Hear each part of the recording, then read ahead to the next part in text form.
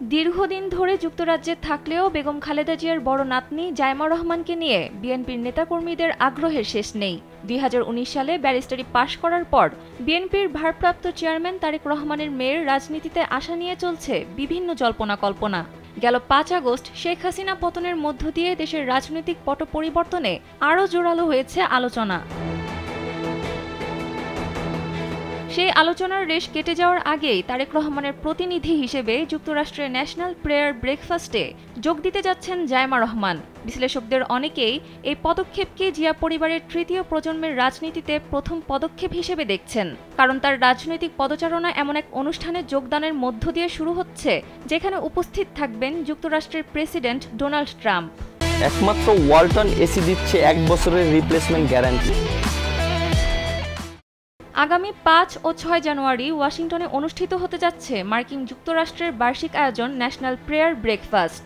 সেখানে বিএনপির ভারপ্রাপ্ত চেয়ারম্যান ছাড়াও দাওয়াত পেয়েছেন বিএনপির মহাসচিব মির্জা ফখরুল ইসলাম আলমগীর ও স্থায়ী কমিটির সদস্য আমির খসরু মাহমুদ চৌধুরী। তবে লন্ডনে বেগম খালেদা জিয়া চিকিৎসাধীন থাকায় তার ছেলে তারেক রহমান এই অনুষ্ঠানে অংশ নিতে পারছেন না।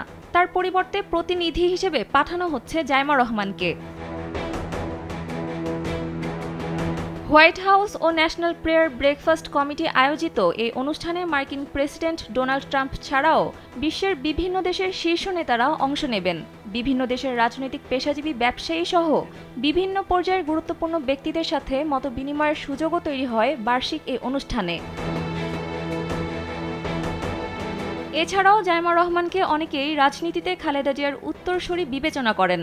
দলীয় নেতাকর্মী সহ রাজনৈতিক বিশ্লেষকদের অনেকেই বিভিন্ন সময়ে তার মেধা, বিনয় ও রাজনৈতিক দূরদর্শিতার প্রশংসা করেছেন।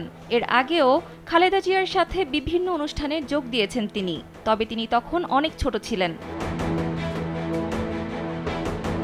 অনেকেই মনে করেন জাইমা রাজনীতিতে সক্রিয় হলে পারিবারিক ধারা বজায় রেখে বিএনপিতে গুরুত্বপূর্ণ ভূমিকা রাখতে পারবেন।